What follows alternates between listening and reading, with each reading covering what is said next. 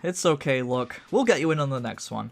But for now, the Nine Realms Season 2. Why did they even bother continuing this if they weren't going to improve anything? Well, you see, there is one answer that comes to mind. They've got to have money. And once again, another franchise gets shoved into the modern content sludge machine. Just another cynical product with none of the heart or passion or appreciation for the beloved works that came before it, designed to be consumed by the common masses who dare not question what they're watching. What does this remind me of? Multiverse of Madness, more like Multiverse of... shit. How does it feel to have lived long enough to see all of your favorite franchises go down in flames? Feels great. And by the way, I just want to clarify this because it might get brought up, but I have nothing against those who may actually like and enjoy the show.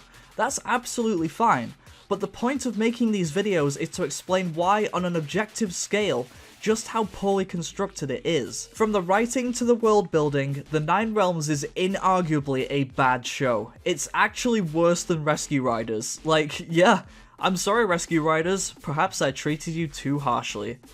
I mean, you still suck, but there is a hierarchy, and the Nine Realms does a lot more damage. So with all that being said, let's dive back into the illogical hellhole known as the Nine Realms, and go through each episode. Grab a snack, sit comfortably, and don't forget to flame breath that like button, and subscribe! Please, I'm begging you, I'm in Chapter 11 bankruptcy. The first episode starts off with Tom waking up from a nightmare about the Fault Ripper from last season. Remember him? Well, as it turns out, Tom actually feels guilty about what happened to that dragon, and was shown in this nightmare what actually happened behind the smoke. So not only have they set up the theme for the episode, but they've also shown that Tom has some kind of accountability for what happened. Huh. We're actually starting on a positive. We then see the rest of the Dragon Riders putting down a bunch of sensors at the entrance of the hidden world, and with the use of Alex's tablet, this will let them know whenever a dragon gets too close to the exit. Wow, they're actually being smart for once? Unless, wait a minute, where did you get those sensors? Because the only ones that we see are the ones in the Dome Town, and you couldn't have removed those because wouldn't someone notice? Like, that they're gone? This never gets explained, by the way. Then, a bunch of Gembreakers trap another dragon underneath some rocks, because the plot needs to move forward now. So the riders go over to investigate and What is that? What the fuck is that? So this little abomination is a bubble horn, and it is fuck ugly. But apparently it's not ugly enough, because June ends up taking a liking to it and wants to take it home, to which the others rightly say, No! But Rotro, turns out June took the bubble horn home, oh no! And there we also meet Eugene, whose purpose in the show I've yet to decipher. No, seriously, his only purpose in this episode is to get locked in a stock room, like, what the fuck? June then lets the bubble horn out of her bag in her room, and then, surprise surprise, it starts causing trouble, but then it gets out of the house. And this, dear viewer, is where the fun begins. You remember in the last video when I complained that everyone in the show is deaf all the time? Well, in this season, they didn't fix any of that! So, not only does the bubble horn howl wake up only the main characters, and Thunder for some reason, but this isn't even the worst example of this happening. It actually gets worse. So all the Dragon Riders are now out past curfew, and they all decide to track down the bubble horn before it causes any more trouble. And then, for some reason, only God knows why, we get D'Angelo reaching into a bin to pull out a shoe, and then he takes a giant sniff of it. Like, why? Like, what's the point of that? Noise. So after some very interesting montages, Alex runs into the bubble horn only for it to fly off and burn a hole through the wall of the general store. How did they find this out? Well, Thunder just kinda hovers over the roof to let them know where it went. He's kinda like a waypoint in the game or something. And then Alex pulls out her tablet and hacks into the general store to open the front door. I'd also like to remind everyone that Icarus Base is a billion-dollar corporation and they have buildings that can be easily hacked on site. Anyway, Tom goes to confront June about taking the bubble horn and is like, June, why'd you take it? It's against the Dragon Club rules. And then June's just like, but you know I've believed in unicorns my whole life, and therefore that makes it okay to steal it and put us all in jeopardy when your mother is the head of the fucking corporation? Yeah, great justification, June. Anyway, the conversation gets broken up when Eugene shows up from behind them and is like, lol, you just got pranked.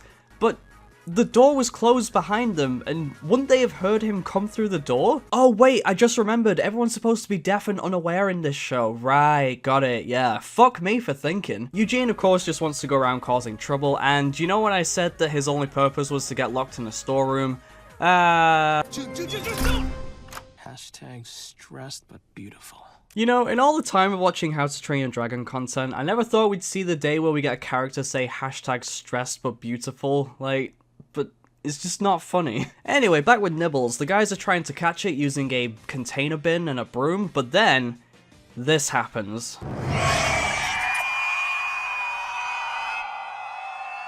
Okay, so if that loud howl didn't wake them up earlier, then surely this screeching, ear-piercingly loud noise that is shaking the literal earth itself would wake everyone on the base up, right? Apparently not. At least when it does this, it finally gives Tom the opportunity to whack the little fucker into the bin. But then, oh no, all the sensors are going off in the hidden world! Something's coming after them!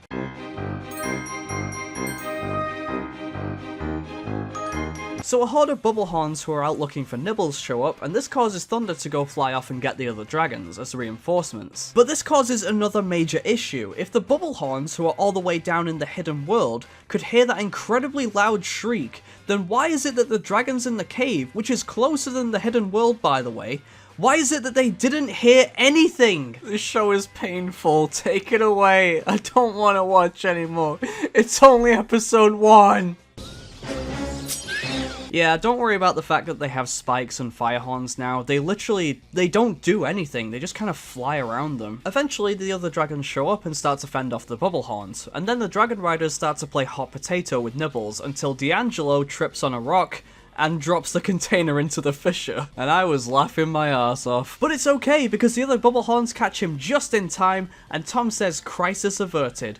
Which is really dumb because the Bubblehorns are still there. They could still attack you or fly off and cause havoc, you mug. Shoo them back to the hidden world. Lucky for them, they end up going back to the hidden world of their own accord, but not before giving them a little present.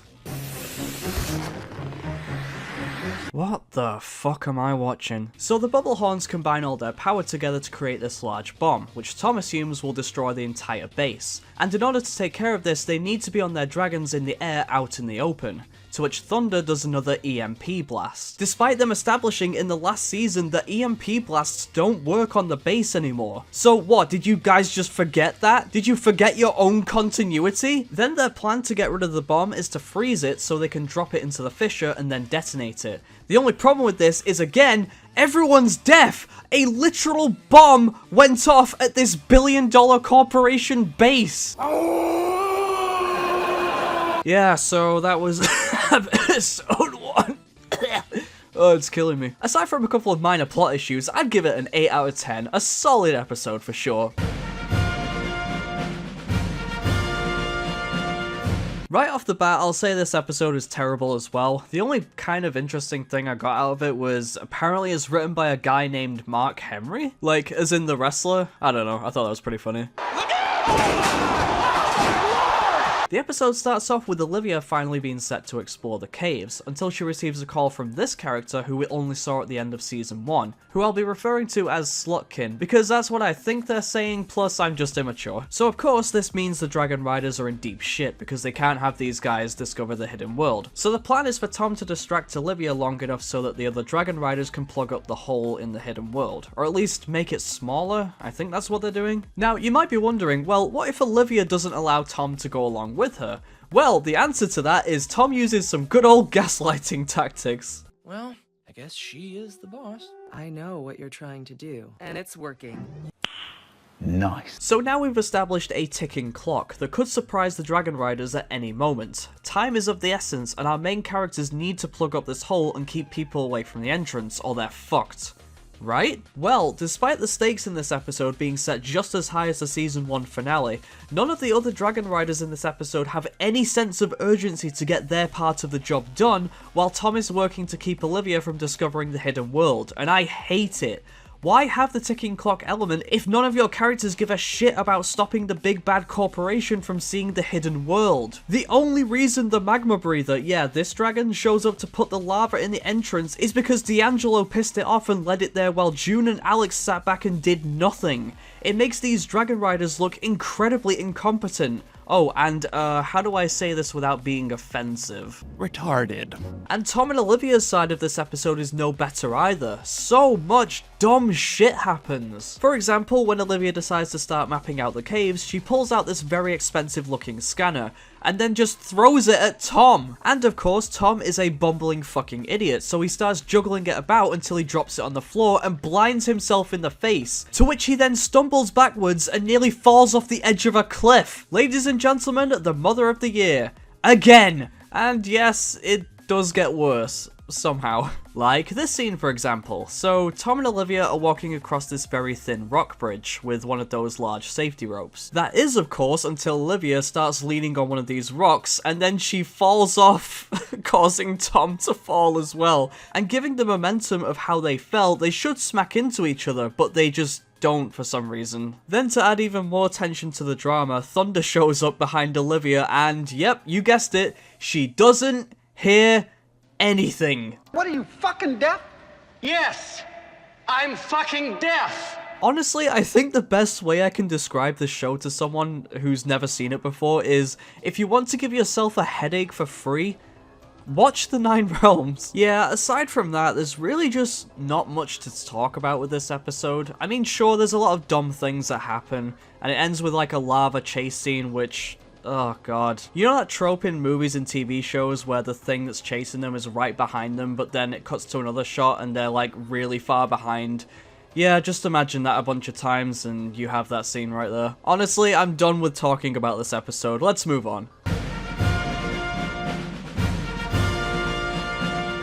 I don't know if I mentioned this in the last video, but I'm just gonna say that Alex is easily the best main character out of the bunch, and this episode is easily the best one in the season. Hell, perhaps the whole show at this point. So we begin with all the main characters getting a lecture from D'Angelo's mom, and an assignment to research a speech for the whole station, which of course spooks Alex. We then see the Dragon Club practicing their speeches in the caves with their dragons, and Alex shows off that she has a holographic version of herself on her tablet, which turns out to be a big setup for what happens later on. But then Rotro, the sensors go off at the entrance of the hidden world, which means it's time for the plot to move forward. And then we see dragon bones? Okay, so I know I said this episode was the best out of the season, but this is actually something that never gets explained. A dragon is just straight up dead, and we don't know why. But then, just as they're investigating the bones, this guy shows up.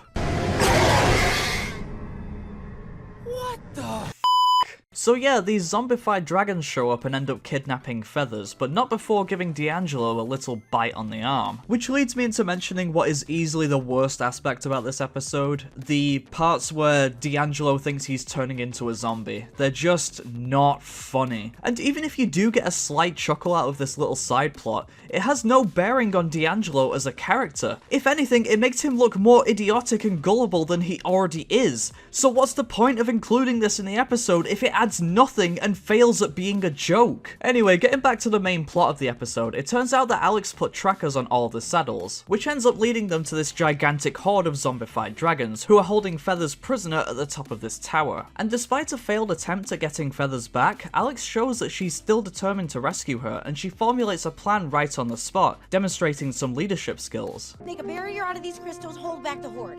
June, Wu and Wei, fortify it with breeze blast. What? A good character arc in the Nine Realms? I know, shocking, right? Although, I'm not sure whether or not it was a good idea for her to go off completely on her own to go get Feathers back, but I'll leave that up to you to decide. One thing I can't give a pass to, however, is when Alex is trying to get past all the zombified dragons, she finds a crystal in the exact shape of a shield. It even has a little handle for her to hold onto it.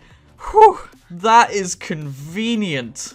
And also bullshit. Alex then sneaks her way back up to the tower while the others take on the horde, and oh shit, it turns out the big zombie derg is still there. Oh, did I mention that by the way? There's a big zombie dragon at the top of the tower. Anyway, Alex uses the hologram on her tablet to distract the big zombie dragon and escapes with Feathers, only to go back to the others and find out they've been surrounded by the horde.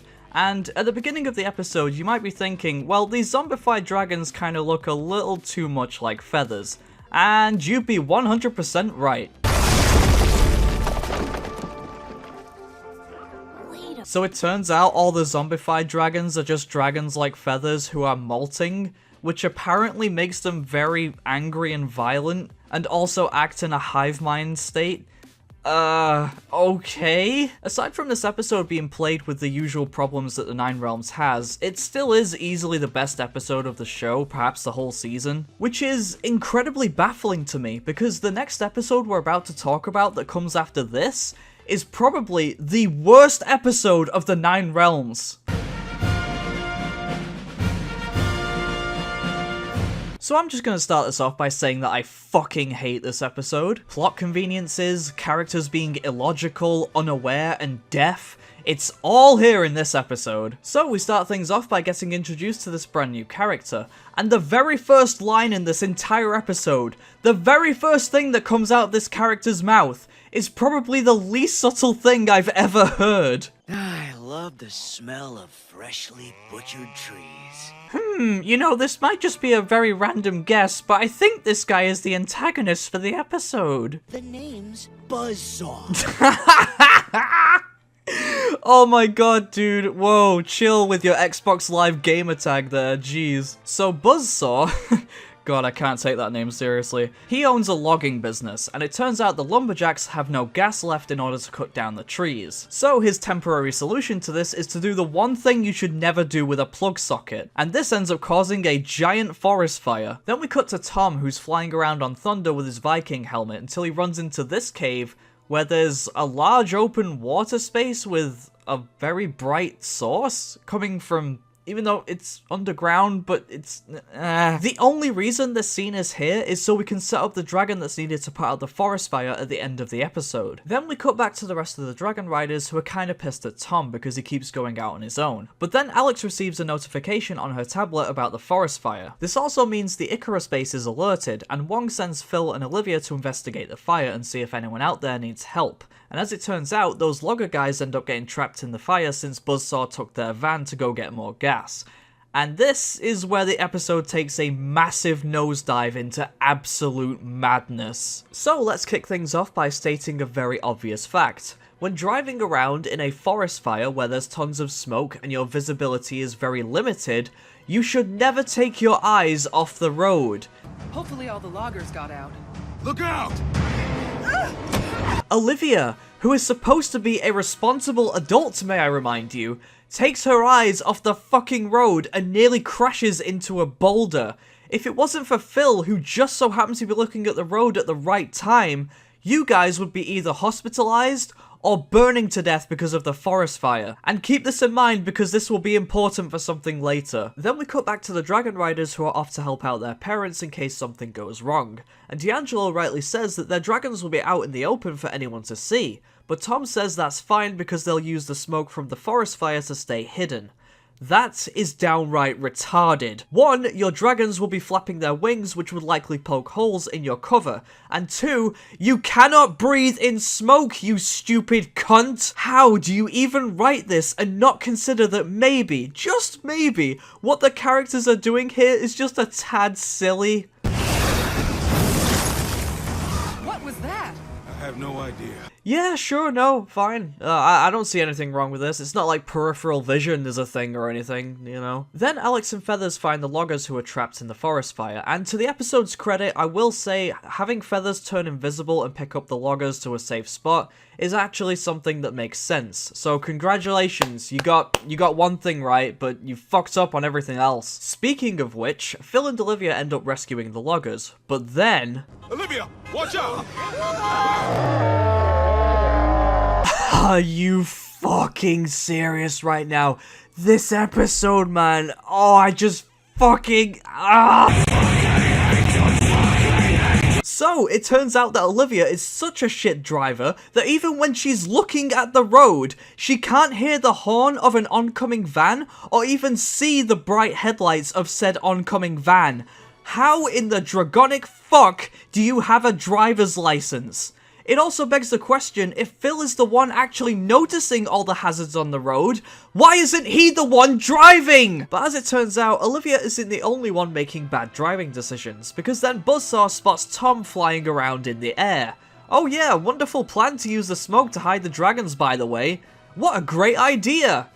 You And then because Phil isn't there to help drivers keep their eyes on the road, Buzzsaw ends up crashing the van into the forest fire. But it's okay guys, he's fine. It's not like he brought back several tanks of gasoline with him.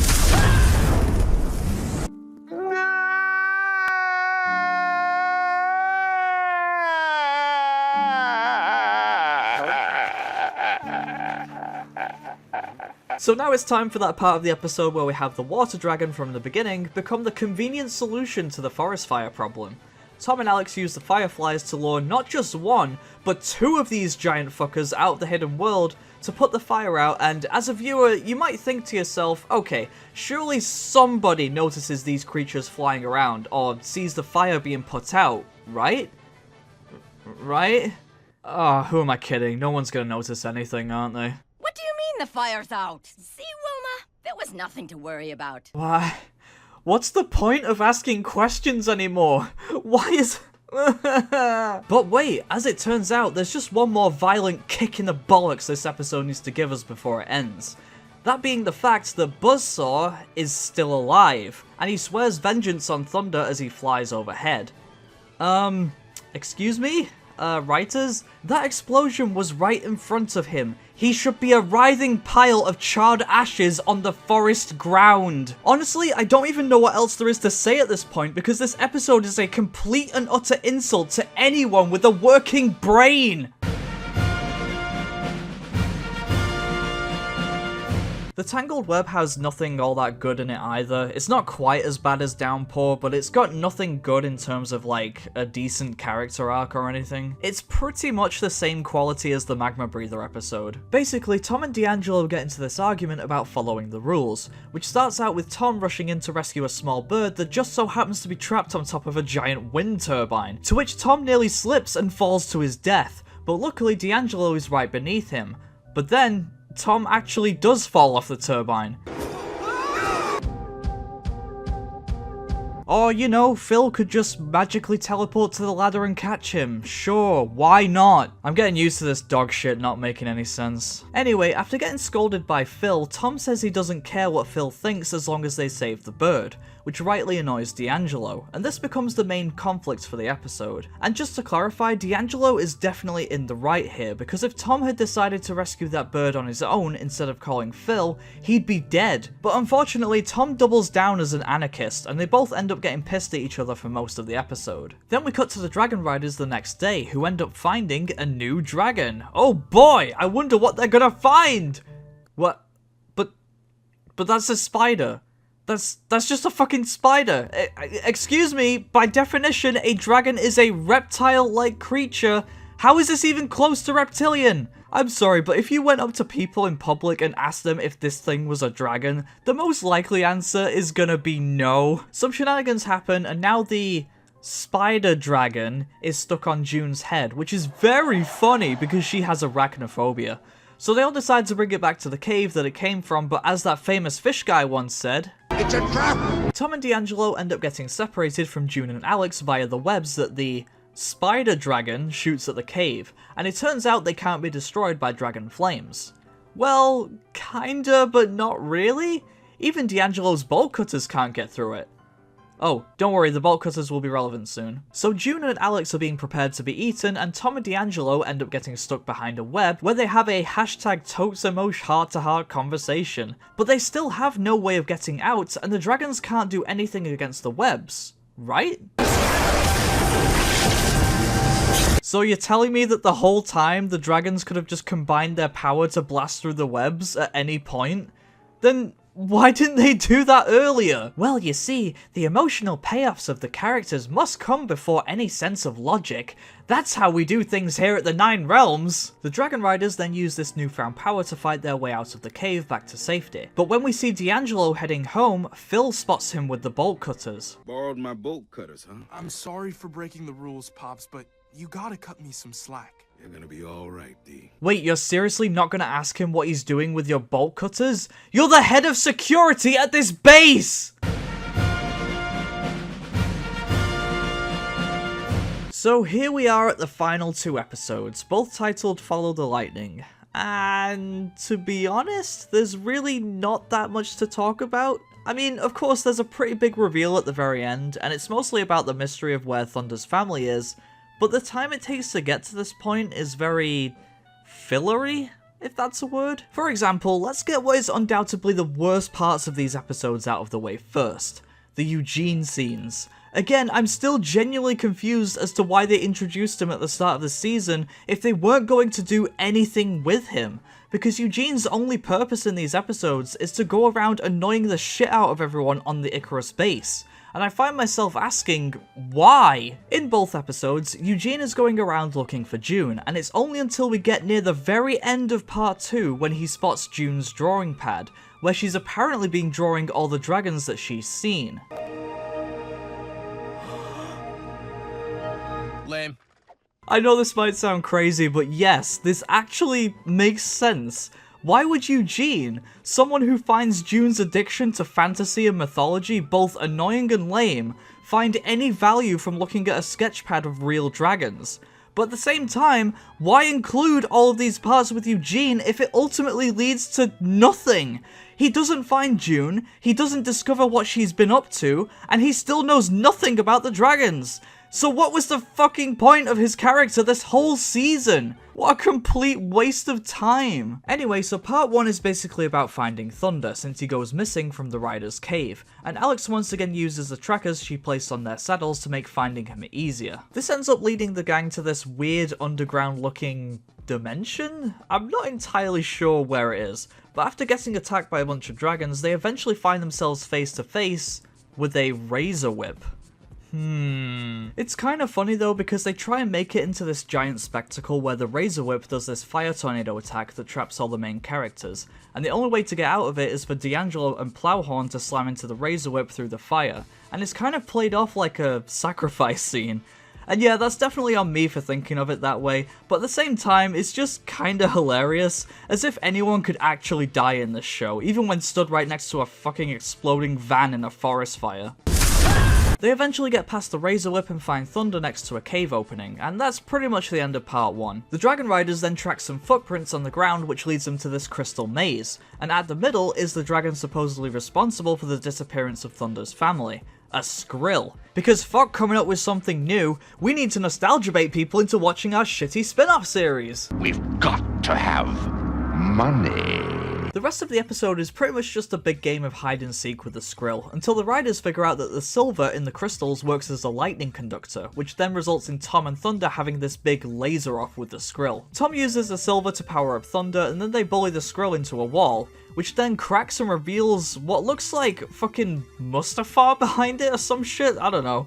Then they find a spearhead with the same symbol on Tom's helmet, and there we go! We did it! The end of Season 2, thank the Lord! Where they're gonna go from this from here, I've no idea. But the implications of having all these caves and areas underground are quite concerning.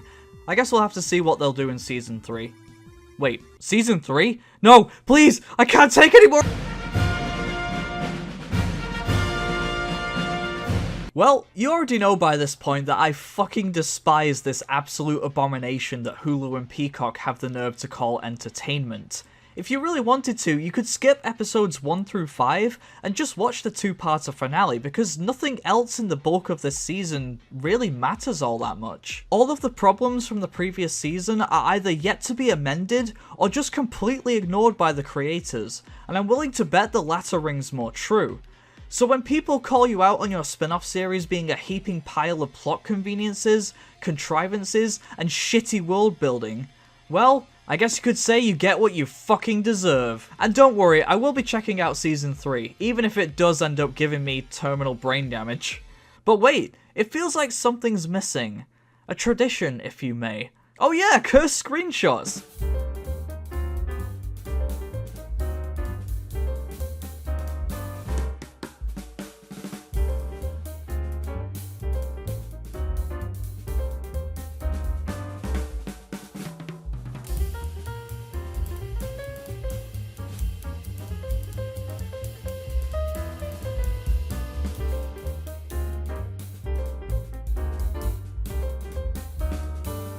Here's Johnny!